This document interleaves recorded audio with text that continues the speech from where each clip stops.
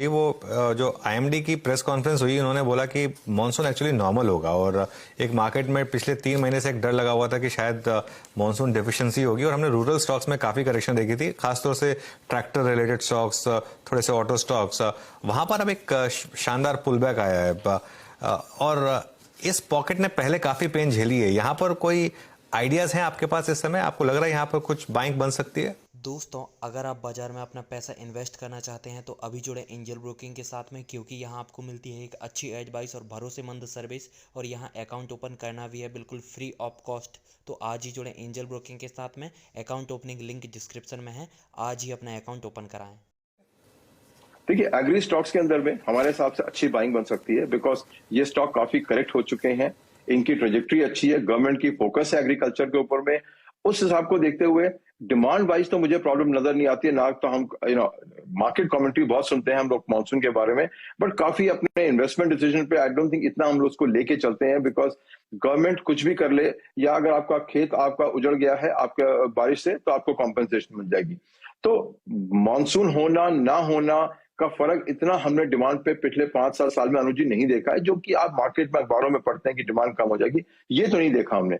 ये जरूर देखा है हमने कि सेंटिमेंटल बाइंग कभी कभी कम हो जाती है और उसके कारण, और मार्केट तो मार्केट है, कभी कटबैक होगा, कभी पुल बैक होगा, कभी।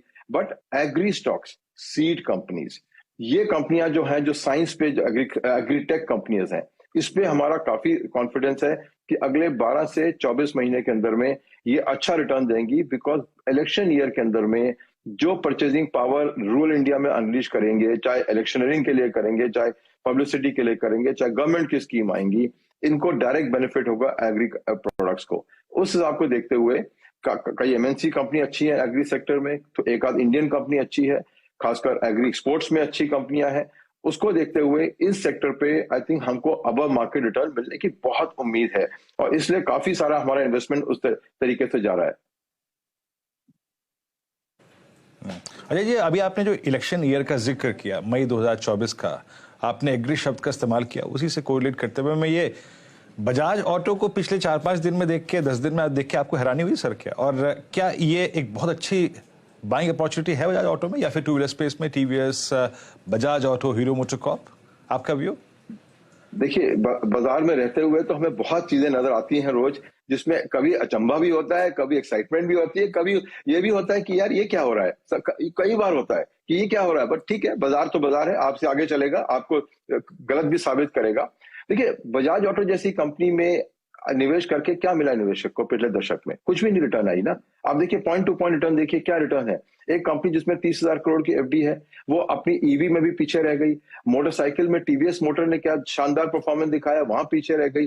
तो एक ये लेगेसी कंपनी है जिसके पास इतनी एफडी है, लेकिन ग्रोथ की स्टोरी में क्या है उसके पास में? कुछ भी नहीं है, नया प्रोडक्ट नहीं है, ईवी में फर्स्ट नहीं, लीडर नहीं बन पाए वो लोग, अपना स्पोर्ट्स बाइक्स में लीडर नहीं बन पाए।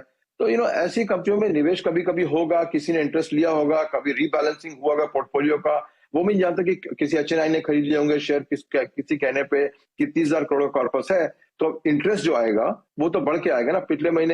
पिछले साल तक उनको 5% मिल रहा था रिटर्न, अब 9% रिटर्न मिलेगा उनको। तो उस हिसाब से अगर उनकी इनकम थी आपकी 3,000 करोड़ रुपया, तो अब इनकम हो जाएगी 6,000 करोड़ रुपया।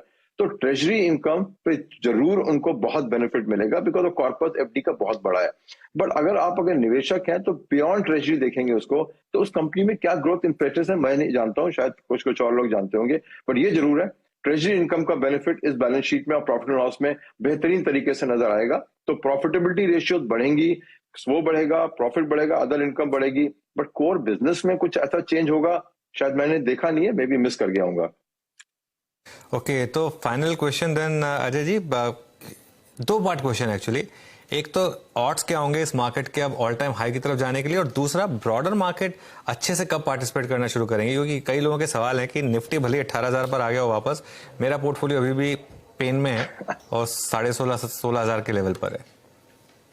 देखिए, हमारे हिसाब से अगले 12 महीने के अंदर में मार्केट का फ्रेश हाई पे जाना बहुत मुश्किल है हमारे हिसाब से, और अगर जाता भी है तो सबसे बढ़िया बेहतरीन सेलिंग अपॉर्चुनिटी मिलेगी आपको प्रॉफिट लेने की मार्केट के अंदर में, बिकॉज आपने सही कहा, काफी निवेशक बैठे हुए हैं, खासकर म्यूचुअल फंड वाले, जिन्होंने प्रॉफिट नहीं बुक किए और उन्होंने मार्केट को ऊपर भी देखा, नीचे भी देखा और रिटर्न कुछ नहीं आया उनके बाजार में। और जब वो देख रहे हैं कि गोल्ड में 15% रिटर्न है, इंटरेस्ट रेट आप सीनियर सिटीजन में जाएंगे तो 8.2% है, डिबेंचर लेंगे तो 10 से 11% आपको इंटरेस्ट रेट मिल रहा है। उस माहौल में उम्मीद करना कि निफ्टी 11% कंपाउंडेड रिटर्न अगले 2 साल या 3 साल में देगा, बहुत ही मुश्किल है अनुज जी हमारे हिसाब से। तो अगर यही लेवल सस्टेन कर जाए 18,000 का, तो इसको समझिएगा कि एक मार्केट ने एवरेज प्राइम कर लिया है। जो 5.4-5.5% इकोनॉमिक ग्रोथ रेट के अंदर में मार्केट का नया हाई बनाने का मतलब है शेयर बेचिए, खरीदे नहीं। ओके अजय, शुक्रिया जुड़ने के लिए हमारे साथ और have a good weekend. Extended weekend आ रहा है, एंजॉय करिएगा। चलिए अब दोस्तों, अगर आप बाजार में अपना पैसा इन्वेस्ट करना चाहते हैं तो अभी जुड़े एंजल ब्रोकिंग के साथ में, क्योंकि यहाँ आपको मिलती है एक अच्छी एडवाइस और भरोसेमंद सर्विस और यहाँ अकाउंट ओपन करना भी है बिल्कुल फ्री ऑफ कॉस्ट। तो आज ही जुड़े एंजल ब्रोकिंग के साथ में, अकाउंट ओपनिंग लिंक डिस्क्रिप्शन में है, आज ही अपना अकाउंट ओपन कराएं। गुड मॉर्निंग अनुज। पिछले इंटरेक्शन और आज के इंटरेक्शन में क्या बदल गया देखिए। 1000 पॉइंट की निफ्टी रैली हो गई और एफआईआईज जो इतने सेल मोड में थे, अब ऐसा लग रहा है कि एकदम जबरदस्त एक होड़ लगी हुई है बाय करने की, कैश में भी फ्यूचर्स में भी। क्या चेंज हुआ? मतलब कोई डेटा पॉइंट तो ऐसा आया नहीं, लेकिन चेंज क्या हो गया? सिर्फ सेंटिमेंट चेंज हुआ, उसकी वजह से मार्केट में इतनी बड़ी रैली? देखिए अनुज जी, हर चीज रुकती है कभी ना कभी। लगातार सेलिंग, कितने महीनों से लगातार सेलिंग हो रही थी, आप देखिए कितने महीनों से लगातार सेलिंग, और मार्केट भी एक स्टेबलाइजिंग बॉटम बना चुकी थी थोड़ा सा, क्योंकि जो हमने डोमेस्टिक परचेजेस हैं कंटिन्यू हो रही थी लगातार।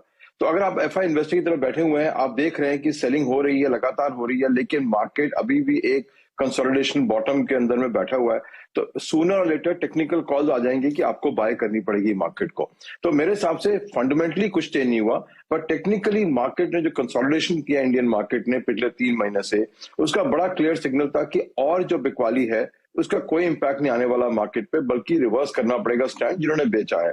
तो टेक्निकली वेरी क्लियर सिग्नल कि आपको खरीदना पड़ेगा इस बाजार में, बेचने का कोई फायदा नहीं है, बिकॉज आप इसको बेच के वापस उससे सस्ता नहीं ले पाएंगे। और ये मोमेंटम देखते हुए, और आपने ये भी देखा होगा कि विदेश में भी थोड़ा सा मोमेंटम रहा है, पॉजिटिव ही रहा है पिछले 2 हफ्ते के अंदर में। सब उन मिला के ये था कि अब सेलिंग तो रुक गई, बाइंग आई है, स्ट्रैगुलर बाइंग आई है, कोई सॉलिड बाइंग नहीं आई है। बट मार्केट को कुछ नहीं चाहिए था, टॉनिक चाहिए था कि सेलिंग खत्म हो जाए, वो सेलिंग खत्म हो गई है। लेकिन आप तब भी देखेंगे मार्केट में कोई यूफोरिया नहीं है अनुजी, मार्केट की रिलीफ है, यूफोरिया नहीं है। बिल्कुल, यूफोरिया नहीं आया तो बेटर रहता है एक्चुअली, ये हमने नॉर्मली नोटिस किया है अजय जी। अच्छा, आईटी में लगातार मार्केट को पता था कि दिखते हैं, और टीसीएस ने कल क्लियरली बोल दिया कि दिखते हैं और अनसर्टेनिटी है, लेकिन इतनी सेलिंग, मतलब कहीं ना कहीं जाकर यहाँ वैल्यू बनेगी, ऑलरेडी बन चुकी है, या फिर अभी थोड़ा और एक क्वार्टर वेट करना चाहिए? क्योंकि प्रॉब्लम क्या होगी कि जब रिकवरी आएगी उसके बाद नॉर्मली बाय कर नहीं पाते आप, क्योंकि वो वन वे तेजी भी हो जाती है। तो इस समय क्या इस डिक्लाइन का फायदा उठाया जाए या अभी एक क्वार्टर और वेट कर लिया जाए? अरे अनुज, हमारे हिसाब से एक क्वार्टर का वेट करना इसमें जायज रहेगा जिसने नहीं इन्वेस्टमेंट किया है, क्योंकि जो इम्पैक्ट जो स्लोइंग ऑर्डर बुक का आ रहा है इम्पैक्ट, वो विजिबल होगा नेक्स्ट 2 क्वार्टर्स में। अभी भी आप देख रहे हैं विजिबल नहीं है इतना, अभी भी थोड़ी ग्रोथ आई है उनकी। जब डी ग्रोथ पे आएगी मार्केट, तब जाके आप देखेंगे एक मार्केट का बॉटम बनेगा। और खासकर माहौल ये है कि रुपी डॉलर की पैरिटी के अंदर में भी जो बेनिफिट था 2 साल का 74 से 82 का, वो भी अब खत्म होने वाला है, क्योंकि अब रुपी 82 के आसपास अटका हुआ है। प्रीमियम भी 2 रुपए से नीचे चल रही है, 100 साल की प्रीमियम। उसको देखते हुए जो कुशन था, आप देखेंगे टीसीएस रिजल्ट देखिए, इन्फोसिस देखिए, जो बेनिफिट मिला इनको 2 साल में, वो वॉल्यूम का नहीं मिला, कांस्टेंट करेंसी में नहीं है, बट रुपी डॉलर से बेनिफिट आया। वो बेनिफिट अब इन कंपनियों को नहीं मिलेगा इस साल, और आई थिंक अगले 2 साल के लिए, जो थोड़ा सा एक रुपी ने भी थोड़ा सा हल्का सा बॉटम बना दिया है उस हिसाब से। तो अभी निवेश करने का कोई फायदा नहीं है, वेट करिए क्वार्टर में, देखिए क्या ट्रेंड आते हैं। बिकॉज हमारे हिसाब से विजिबल ऑर्डर बुक स्लोडाउन जो हम यूएस में देख रहे हैं, अभी तक इन कंपनियों ने रिपोर्ट नहीं किया। अब जो क्वार्टर में आएगा रिपोर्टिंग आएगी कि विजिबल ऑर्डर स्लोडाउन शुरू हुआ है जो मार्केट के अंदर में। ये जो आज की सेलिंग है, आज की जो सेल है, ये उनके 2 साल पुराने 3 साल पुराने ऑर्डर की सेल है। अब जो नहीं आएगी ट्रेजेक्ट्री, वो आएगी फर्स्ट क्वार्टर के बाद में, क्लैरिटी आ जाएगी कि कितने ऑर्डर आए। बिकॉज जितना भी बाइंग होती है एमएनसी कंपनीज में यूएस में, फर्स्ट 2 क्वार्टर्स में ऑर्डर आपको रिलीज हो जाते हैं आईटी कंपनीज में, तो फर्स्ट क्वार्टर का वेट कर लीजिए, कोई जल्दी नहीं है, और फिर आप उसको कॉल लीजिए कि आपने क्या लेना है। मार्केट कभी कभी करेक्शन देती है, उसका फायदा उठाइए, बट अगर इसी तरीके से चल रही है मार्केट तो कोई जल्दबाजी की जरूरत नहीं है कि हमने आज ही खरीदना है, कल खरीदना है। शेयर मिलेंगे, थोड़ा बहुत ऊपर नीचे होगा, बट वेट कर लीजिए, क्वार्टर में ट्रेंड क्लियर हो जाएगा। पर दूसरी बात यह है कि सप्लाई नहीं है स्टॉक्स की। देखिए टीसीएस में लिक्विडिटी कितनी 22% है पब्लिक के पास में सिर्फ। इन्फोसिस में इंस्टीट्यूशन इन्वेस्टर्स को निकाल दीजिए तो पब्लिक में बहुत कम स्टॉक है, फ्लोटिंग स्टॉक। तो वो देखते हुए वनस्पत आप ये देखते हैं कि इसमें करेक्शन इतने नहीं आते हैं, चाहे आपके रिजल्ट की वॉलेटिलिटी जितनी मर्जी हो। तो इन्वेस्टर को ध्यान रखना पड़ेगा कि ये शेयर वो नहीं है जहां पे आप 10 to 20% फॉल देखेंगे, बिकॉज लिक्विडिटी नहीं है इंडिविजुअल्स के पास में, रिटेलर्स के पास में। जो इंस्टीट्यूशन लिए हुए हैं, डटे हुए हैं, टीसीएस में जो लेके बैठा है, डटा हुआ है, ये एमएनसी की स्टोरी है, शेयर है, बेचना नहीं है। अजय जी नमस्कार, वीरेंद्र बोल रहा हूँ दिल्ली स्टूडियो से सर। और जो हमारे पिछले 4-5 इंट्रोडक्शंस हुए हैं उसमें हमेशा आपने मेटल्स का जिक्र किया, बैंक को लेकर आप थोड़ा सा अवॉइड आपका व्यू था। आपके उस बैंक को अवॉइड करने के व्यू के पीछे एक बड़ा कारण ये भी था कि आपने कहा था कि रेट्स बढ़ रहे हैं, सब्सटेंशियली रेट हाइक्स हो गए हैं, एनपीए साइकिल थोड़ी सी टफ हो जाएगी, लोगों की ईएमआई लैप्सेस होने शुरू हो जाएंगे। बट अब जब इस बार एक पॉज आ गया है सर, आपका व्यू क्या है बैंक्स पर, रेट सेंसिटिव्स पर इस वक्त, इस प्राइस पर? सी बैंक से हमारा व्यू सेम कंसिस्टेंट है। जो बैंक की जो ग्रोथ रेट आ रही है, आप एसबीआई का भी देख लीजिएगा, सबसे बड़ी ग्रोथ रेट आ रही है पर्सनल अनसिक्योर्ड लोन्स में। जो हालात आपने देखा, टीसीएस ने कितने एम्प्लॉय ऐड किए इस क्वार्टर में? 800 employees. Can you believe it कि 800 एम्प्लॉय। जब भी हालात अनएम्प्लॉयमेंट के आते हैं तो पहला 6 महीने में कभी इंपैक्ट नजर नहीं आता, बिकॉज लोग के पास सेविंग होती है, इधर से उधर से आप पे करते रहते हैं। अनएम्प्लॉयमेंट और मार्केट वॉलेटिलिटी का अनएम्प्लॉयमेंट इंपैक्ट आता है 6 से 9 महीने बाद में, और सबसे पहले इंपैक्ट आएगा अनसिक्योर्ड लोन मार्केट के ऊपर में।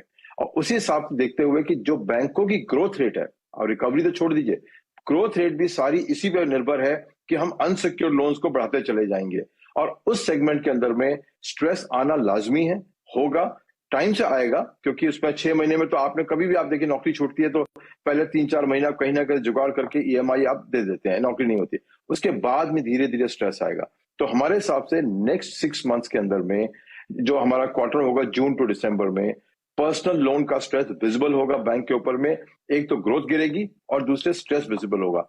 वो देखते हुए हमें ये लगता है कि पैसा अगर आप निवेश करें मेन लाइन इकोनॉमीज के अंदर में, जैसे उसके अंदर में, तो आपको शायद सेफ्टी मिलेगी और आपके रिटर्न अच्छे आएंगे।